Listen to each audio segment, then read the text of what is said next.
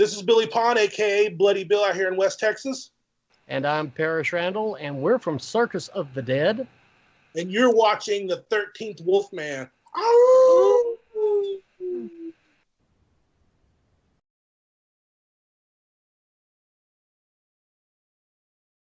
Hey, everybody on the 13th Wolfman. You know who I have with me? I have Billy Pon back talking Circus of the Dead, and we also have Parrish Randall from Circus of the Dead, Walker, Texas Ranger, The Quick and the Undead, many things and things we're going to talk about. Welcome to Sit Down, guys. Thanks for having us. This is great, man. I like I said earlier, I was talking to Billy, and Billy was saying how much, you love classic horror, classic films, not just horror, but itself. But I'm a big classic fan. We were talking about like Orson Welles and stuff like that. Like I said, Touch of Evil is my favorite Orson Welles film, but for that 30s, 40s, I mean, if you're looking for like a noir type film, my favorite noir would probably be Dead End, 1937 with Humphrey Bogart and the Bowery Boys. Oh yeah. My favorite noir film, actually, I think it was shot to be a B movie, as oftentimes back in the 40s, you had your A picture, and then there was that lesser budgeted B picture, the film DOA, Dead on Arrival. DOA. Yeah. One of I thought it was fascinating, and the screenplay was superb and unique at the time. I mean, here you got a guy he's been poisoned, and he's got 24 hours to live, so he spends that time trying to solve his own murder. I mean, how cool is that, right? Oh, no, yeah.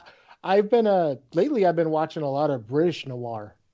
Hammer put out a lot of British stuff. An American producer went over to England in the 50s and said, I can produce, I just need someone to distribute. And so the Hammer film, the company who puts out horror films, said, well, we'll distribute them for you.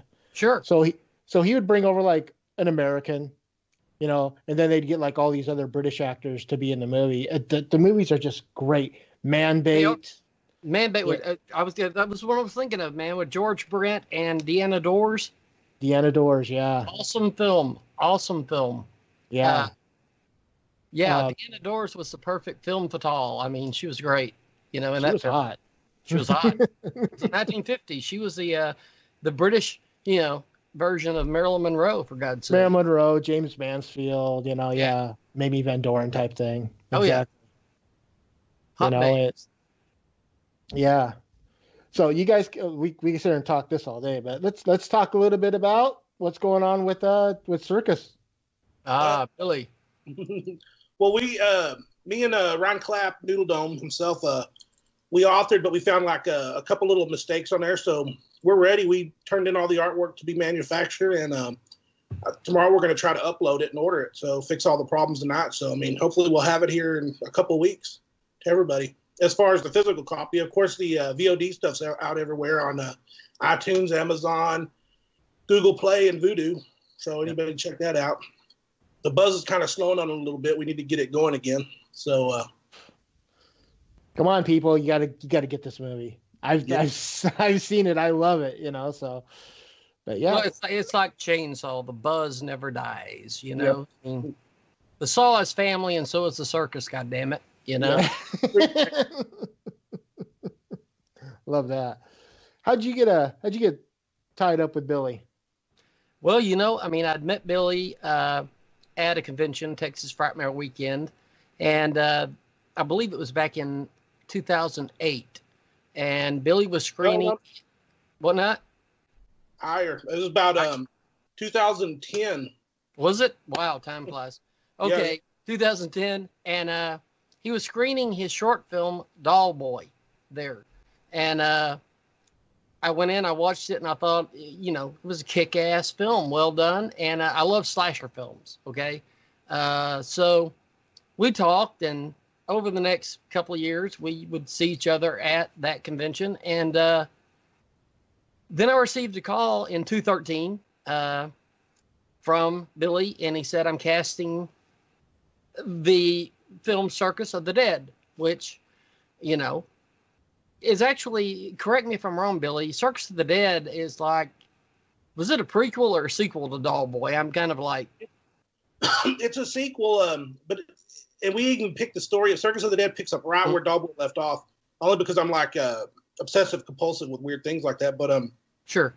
The only reason we took the short first is that I really didn't think I could make a movie, and Doll Boy was in this world, and the guy that played Doll Boy is my brother-in-law, Sergio Gracita. So we said, let's just try to do a little short, thinking we're going to film a 4 or 5 minute short just to see if we could make something that's, watchable.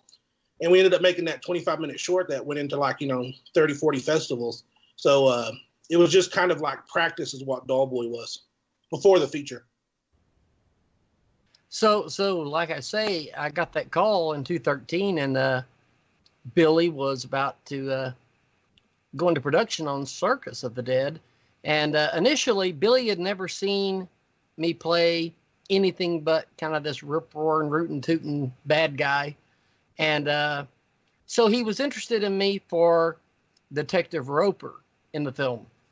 And at that time, and I won't get into all the details, but at that time, the role of Don, the role I eventually played, was already cast. And I understood that. And but I said to Billy, I said, hey, I'm thrilled to have this role of Roper because I really wanted to work with Billy.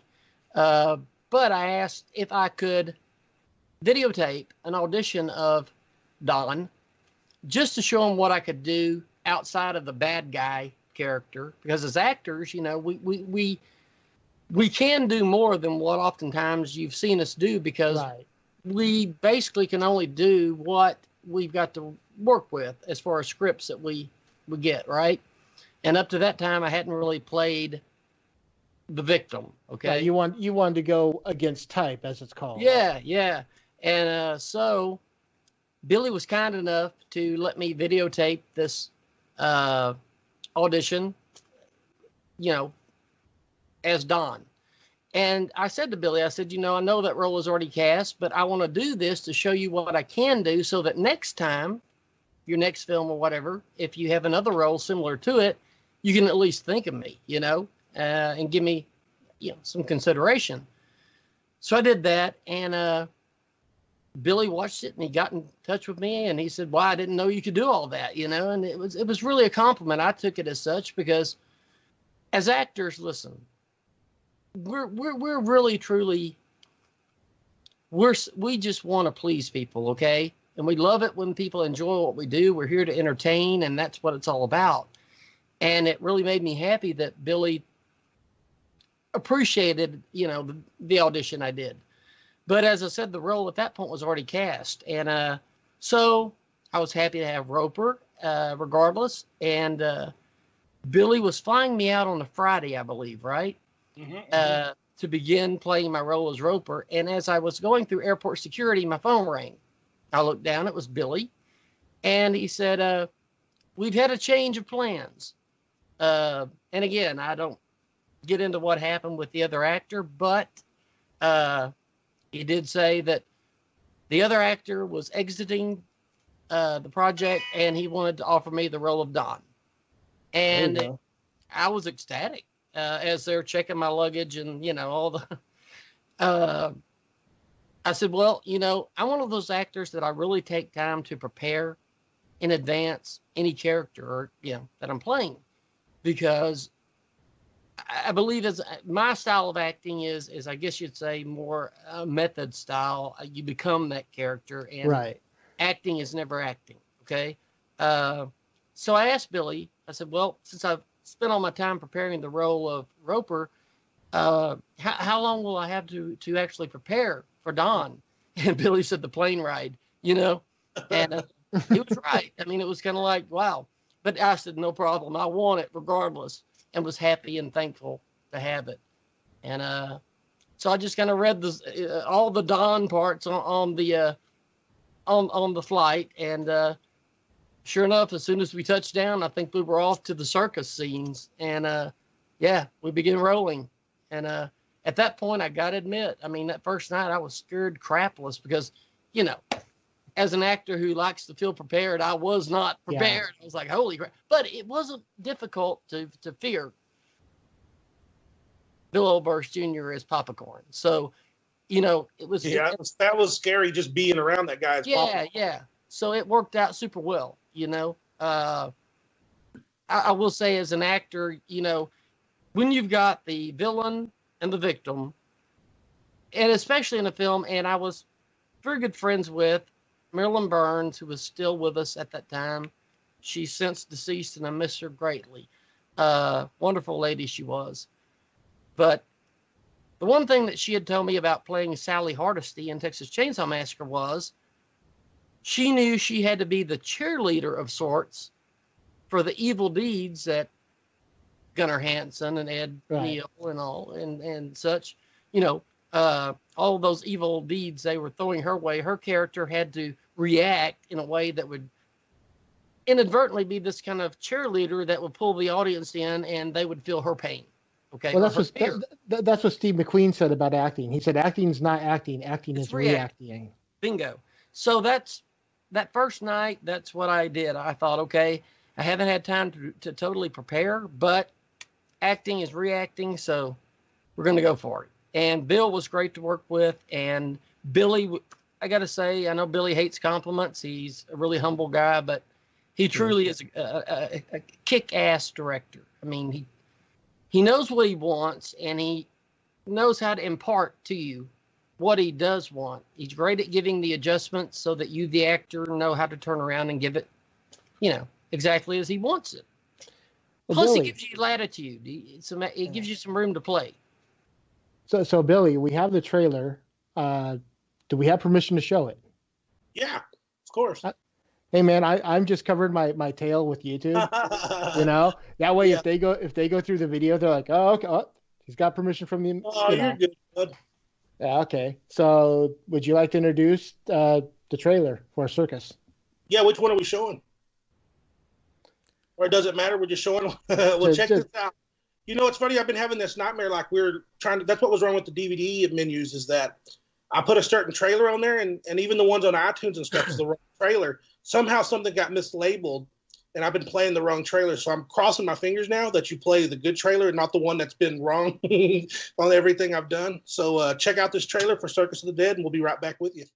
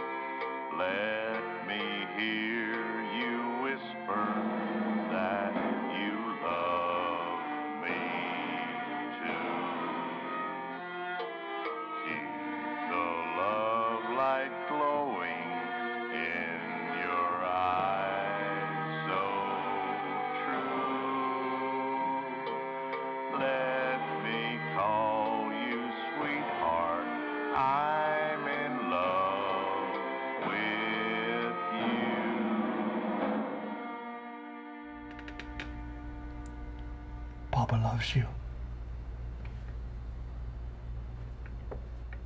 Papa will always love you.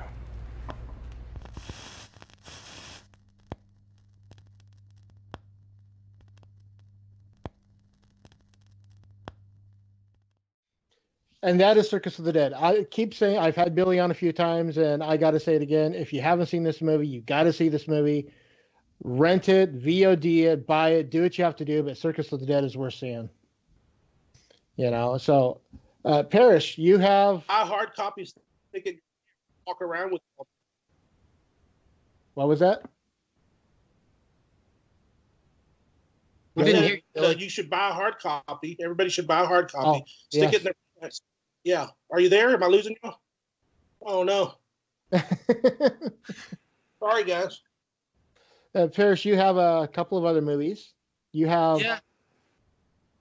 Hair Metal Shotgun Massacre. Yeah, Hair Metal Shotgun Zombie Massacre is a. Sorry. I'm sorry. No, I left the zombie part out, but sorry. But yeah. It's a comedic horror film, a throwback to the 80s, if you will. You know, hair metal zombie films like Black Roses. I was a hair metal I personally hate that term because it's like that seems like that's what people like to cluttered it as. But I was a metalhead in the 80s. I still am. Well, so was I, and I don't think, even if you cut your hair, I don't think it ever leaves you. This film was actually, a kick to do, aside from the fact that the entire shoot we were filming all night in sleet and 22-degree weather, and it was supposed to be in the summer. So as these hair metal band members were wearing mesh thing, it's like the wind was razor blades, man. Oh my God. But it was a blast. And we had Tom Araya from the band Slayer, and a number of, if you will, heavy metal band, if you will, names and such that made cameos in the film. So it was a fun shoot. It was. And that film was directed by Josh Vargas. And I know they're in the process right now of securing, if you will, distribution deals for the film. When I say deals, I mean deals. VOD, DVD, Blu-ray, you name it. It's kind of like Billy's been dealing with. It's kind of, used to be a distribution deal. Now it's all over the place. Yeah, exactly. So you got someone from Slade. So name a few others. Oh God, I knew you were going to ask me to do that, and I can't remember. You know what? We'll have to look it up. I mean, I'm so sorry.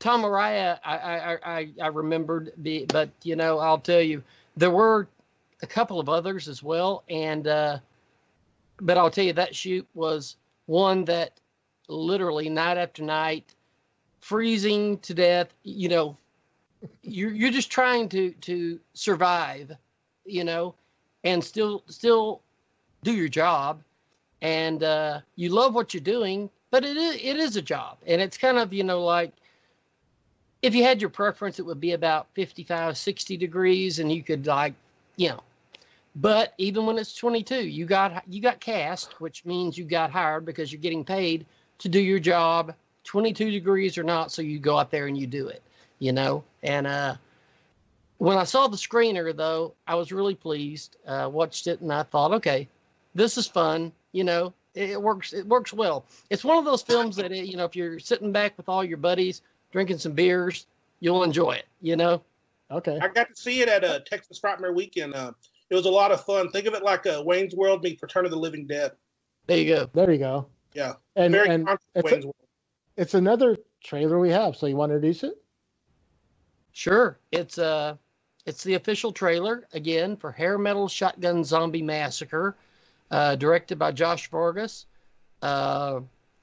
Again, we shot this in Texas over, near Hubbard, Texas, on the, I got to say this, plug for the landowner, Randall Mitchell, who is a tremendous, if you will, supporter of, if you will, independent film in general. He's a film buff. So Randall Mitchell, he allowed, during pre-production, all of these people to come in, dig graves. I mean, this film had graves 6 foot deep dug with, again, prop tombstones brought in.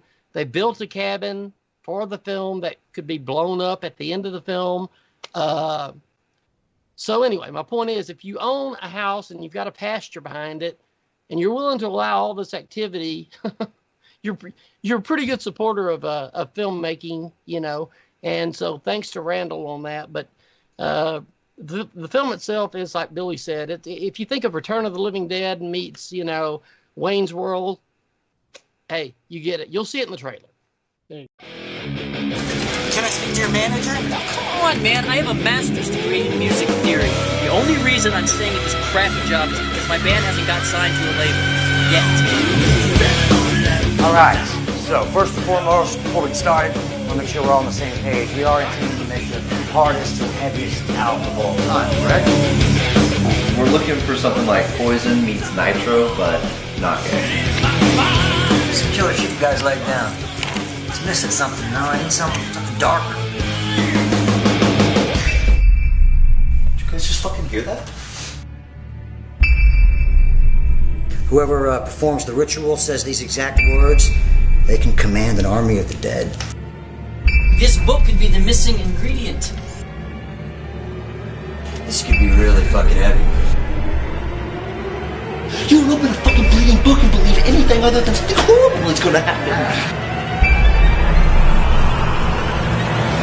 What the fuck are those things? See outside. Demons, man. Pure and simple. Corpses. Just vessels. Something to possess. Guys, what are we gonna do? We're gonna have to shoot our way out of there.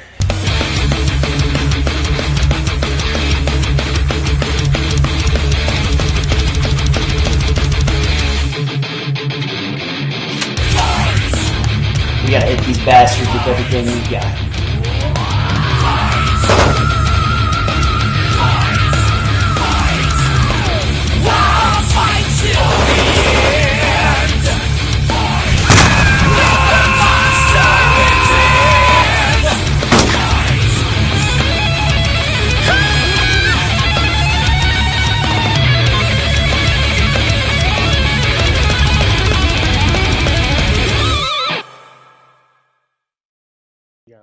And that was harimetal zombie shotgun. God, I'm gonna screw this up. Harimetal Shotgun Zombie Massacre. Oh my God, why is it so hard?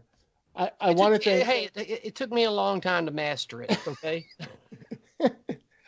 I want to thank you, Parrish, for coming on. Billy, you're always welcome. You're always welcome back, Parrish. Thank you. But we got, of course, we got to set for the live show. So if people are looking for you, where can they find you on the internet? Go, Billy. Me, just find a Bloody Bill on Facebook. I'll be there. Find Circus of the Dead. Find Doll Boy. I'll be there. Just shoot me a message. All right. Parrish? If you're looking for me out there on the internet, you can always find me on Facebook. My website, parishrandall.com/Wix. Yeah, parishrandall.com /Wix/Parish. I go through Wix. Hey, it's free. I'm an independent film actor. I'm not rich. So, you can Google me too. Just Google Parrish Randall and all that stuff will come up, like I said, I want to thank all, and I think Billy agrees with me too. We do this for the fans, for the people who watch the films.